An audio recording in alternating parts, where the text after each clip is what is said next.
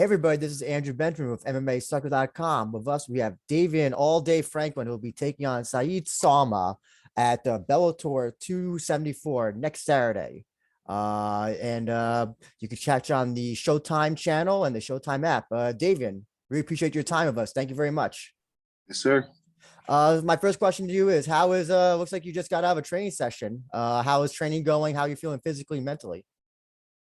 Feeling good, man. I feel I'm just gaining more confidence in my abilities, and just unlocked another level in my career this fight camp. So Gotcha. So with Said Sowma, he had the win over Vitaly Medikov. A lot of people weren't expecting him to win. Have you been watching footage of him? Is that something that you do, or do you leave that up to your coaches to find to study such things? yeah, I watch my opponents intensely. And what about what is it that your impression of him as a fighter is? Uh,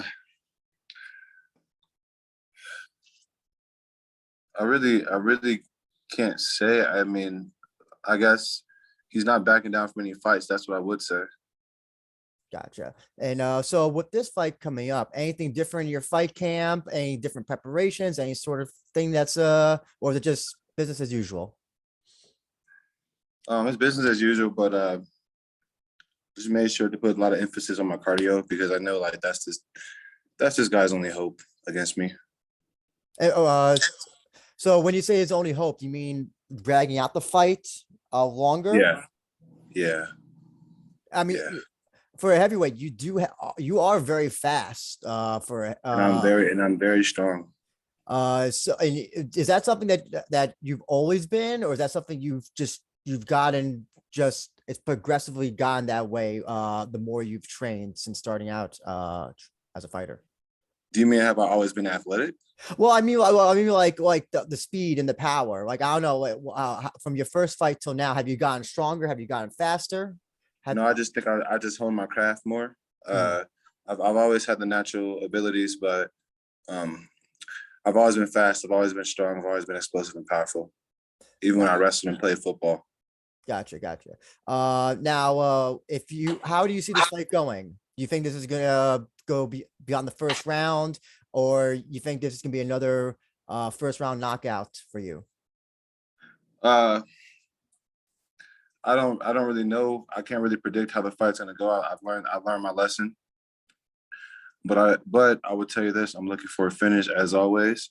I'm not seeking a finish, but if there's ever an opening to take a finish, I'm gonna finish the fight. We did have a listener suggest that if you do get another finish, you're gonna have to change your nickname from All Day to the Destroyer. I, and I've heard a few people say that. How did you get the nickname All Day? If you don't mind me asking. When I first came to Jackson Wink, I lived in the gym and I had nothing else to do, so I would just train all day. And the general manager of my gym, uh, Misha, he kind of I was like, because at first I was calling myself the Don, but I'm just like that's not even my personality. I'm not like a Conor McGregor type dude. I'm not like a loud, boastful type of dude. I don't think I want to be more serious. So I was like, I don't really know if I want to have the Don. I should just change it before my first fight. So I don't know. The Misha, he came in. He's like, man, I see you train all day. And I was just like, you know what? My family called me Day growing up. So I should just, all day should be my nickname. And then it just stuck. It just stuck, Gotcha. honestly. Gotcha. I know in your last fight, you win over Elijah Cummings, you did call for a ranked opponent. You're getting that now. You win this fight. Do you plan any call outs or anybody who you would ideally like to fight next? Uh, yeah, I wanted to fight Tyrell Fortune just because he said some disrespectful things about me. But, you know, I don't really think if I go out there and starch this guy like I know I can, if I go out there and starch Said Sowma like I know I can, I don't really see a reason to fight Tyrell Fortune. I would be calling for a top 5 fight. So So that'd be somebody like Big Tim. I'm trying to think of, yeah, I don't have the Ben rankings up. Vassell, Vassal, yeah, Vassal. yeah, Okay, someone gotcha. like that. Tyrell Fortune fight wouldn't do much for me. So Gotcha. So yeah, so is that's a fight of no interest to you anymore? I know about a few of the things he Nah, said. nah. Tower Fortress, he's on the downside of it. He's on the decline. So I'm on the up and up. Gotcha, gotcha. What do you think is the most important attribute for a fighter to possess? Um, heart, And, heart. and could you just explain a little more? So heart, is it persevering? Is it not giving up? I guess that's kind of the same thing. Yeah, anything that you can expand upon that? Yeah. It's exactly what you said. It's someone who's not just gonna give up easily. Now you can go out there and get beat to a bloody pulp, and sometimes you have to give up. But there are some people who just give up without even giving an effort to try. And I would say the most important attributes for a fighter to have would be heart and confidence. Has there ever been a time in a fight where it was yeah, I know you've won all of your fights so far, but was there ever opportunity or a point where it was like you weren't so sure this fight is going your way or was going to go your way, but you just kind of had to push yourself to just, you know, continue? Yes, sir. Yeah, my second fight with Raz Hilton. I learned so much from that fight, and it's kind of funny because people judge me from that fight and that fight only. But that fight was 2 years ago, and I've gotten so much better since then. And so what would you say that you've gotten better in as a fighter so far? I've learned to fight at a certain pace. That's the biggest thing for life. Like, I didn't go into that fight out of shape and nothing like that. Um, it was like let's see, March, April, May, June, July, August. So it was like a 7 month break in between that Those- fight with Raz Hilton. Mhm. But I definitely underestimated him a little bit. So I've learned not to underestimate anybody. And just because it was my second fight ever. Like, I didn't have any amateur experience. I'm learning on the fly, and I'm doing things that not too many people are doing, bro. I'm 4-0 as a pro, never had any amateur experience. I'm 4-0 in Bellator. Like, you know what I'm saying? Mhm. I just kind of underestimated him. That's one thing I learned from that fight. Never underestimate another. I would never underestimate another man, you know, and just make sure to keep a pace, and that's kind of that. And body language. That's another thing that I've learned. Gotcha. Also, I'm curious to know about the mental aspect as well. I mean, bringing up hard, that's kind of both a physical and mental aspect of the fight game. And I'm curious to know what do you do as you said, you've kind of are learning on the fly. What are you doing that prepares you mentally for your fights? I'm not. I don't want to give away all my secrets, but I have. Mm. I read. I watch. I just put positive things into my mind. You can have an indestructible body but a weak mind, and you won't go anywhere. You train the mind to be great, and you train the mind to be healthy, and the body follows. So I kind of like just, you know, my mind is strong. I've been through a lot of things in my life to where like a fight isn't nothing to me. I've lost in real life. I know what it's like to be brought to my knees by God and the universe. So yeah, mentally, I just know like the more chances and opportunities I get to be something great in this sport, the higher the chance of me never going back to my old life, a life of poverty, a life of misfortune, a life of pain and suffering. I don't want to go through that anymore. So when I fight, I put all that rage and all that anger into my fights, and that's what drives me. That's why obviously we get nervous a little bit before the fights or whatever, but like when I fight, I just got so much fire inside of me, and that's just from like everything I've been through in my life. Mhm. I see. I'm very always curious to know about tattoos. The story behind them. Tattoo on your chest. What's the story behind that?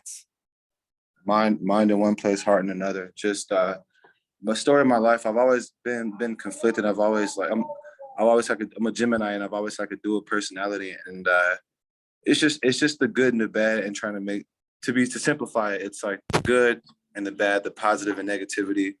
Uh, just trying to, and I'm trying to bring them together, even though it tears me apart. knowing that like we all try to find a balance, but and this is like the balance. This is the brain. This is the heart. You know what I mean? My brain. I feel like I'm electrifying. You know, my heart, blood and fire. You know what I mean? So it's just like this unifying the elements. Honestly, even though it's kind of tearing me apart a little bit.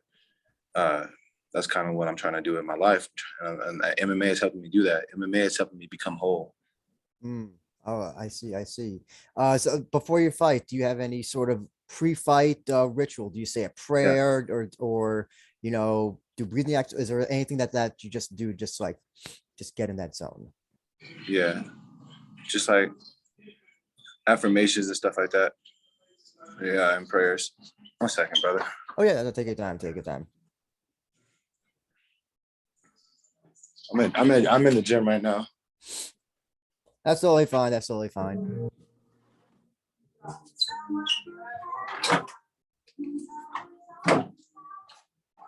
Man, hey, wrong for that. I'm so sorry, brother. Uh, They're okay. It turned it now.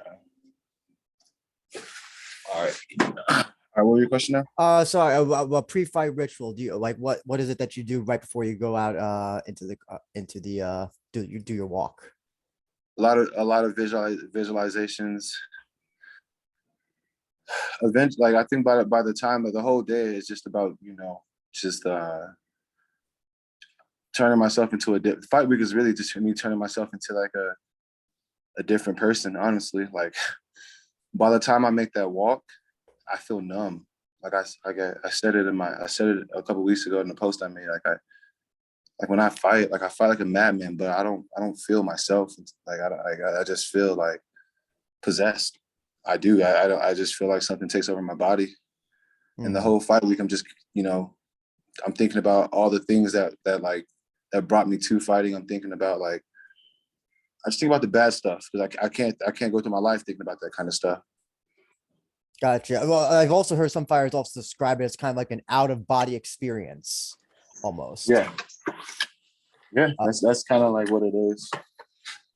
and so what I'm curious to know as well. So you fought during the pandemic when there was no fans, which Yeah. and now you're back to fighting with fans. It was I believe is this your first fight with fans? If I'm No, correct. this will be my second fight with Oh, fans. okay, gotcha. I'm just curious to know. Did you have any sort of thoughts or any thoughts on just the difference of the atmosphere? Did you have a preference over one or the other? Oh, you put yourself on mute by accident. Oh, oh, 1 second. 1 second. yeah.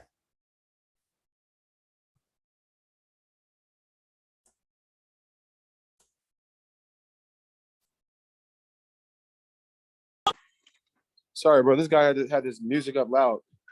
Oh, Couldn't even okay. hear. That's okay. That's okay. This guy is literally 0 and 18 and can't turn the music down and have some damn respect. You gonna make him curse his ass out. Yeah, I know. I told him to turn that shit down. I'm sorry, brother. That's okay. All No right. problem. No problem. Sorry. The question was about pandemic, no crowd versus a crowd. I'm just curious to know, are you any difference in the sort of atmosphere or I don't know. I don't really. I try to tell myself that the crowd doesn't have like any kind of effect on me, but for some reason I feel like I'm like a fan favorite type fighter. Mhm. So first, I don't really want to think that I feed off the crowd. Like it's good. There's good aspects to both. Like when I fight with no crowd, it's just like me and the opponent, and I can hear him breathing. I can hear the smack when I hit him. I can hear when I touch him. I can hear it. You know what I mean? It Mhm. sounds so primal. But when I fight, I feel like the MMA cage is my arena. Like I feel like a real like a godly type warrior when I'm in the MMA. When I'm in that cage. So I feel like an immortal, and I feel like I don't know, like when the fans there, it's like I'm fighting in the Coliseum. You know what I mean? Mhm. Oh, so so kind of like like from the movie Gladiator, or maybe I don't know if you play video Yeah, games, Kratos from God of yeah. War. That's how I feel. Yeah, that's how I feel. That's cool. That's cool. I mean, it's crazy because I don't like. I feel like I wouldn't say I don't know. Like I played God of War, and I kind of like took like some elements of Kratos' mentality into my game or whatever as a fighter. Because I don't look at my like when I'm a man, like when I'm competing, like Davion the man goes away. Like I just become a whole different person. And if I had to say it, my style would be like Kratos. Kills So everything. so Relentlessly. when we're talking about Kratos, are we talking from the old games from the PS2 era, or are we talking about the new one that just came out for the PS4? From the PS2 era. I haven't played Oh, the new ones yet. From the okay. PS2 era. When Do he you, when he was like just trying to make a better life for himself and he was gonna get killed and he called Ares to save him. Then he became a servant to Ares and he realized Ares was kind of screwing him over. So he had to kill Ares and he had to kill all the other gods. He was relentless. You know what I mean? He was relentless and he had no mercy. That's kind of how I am when I fight. I have no mercy because these guys don't have no mercy on me. This dude Said Sowma, he thinks he can beat me. He thinks he wants to take everything away from me that I work for. Why would I have mercy for a guy like that? mm. But it doesn't sound like it's nothing personal in the end though. It's kind of like a Oh no, business. it's nothing personal, but like that's just my mentality when I fight. No, it's nothing personal, but I fight like it's personal. I You got know you. what I mean? No, so you're basically outside the cage, no problem with Yeah, Said Soma, but no once problem. but in the cage, it's Yeah, he's the obstacle that you got to overcome, and yeah. with When in the cage, I'm making him pay for everything. mm-hmm, mm-hmm. And so just curious to know, I know it's actually been a month since New Year's. Did you do anything for New Year's or Yeah, anything?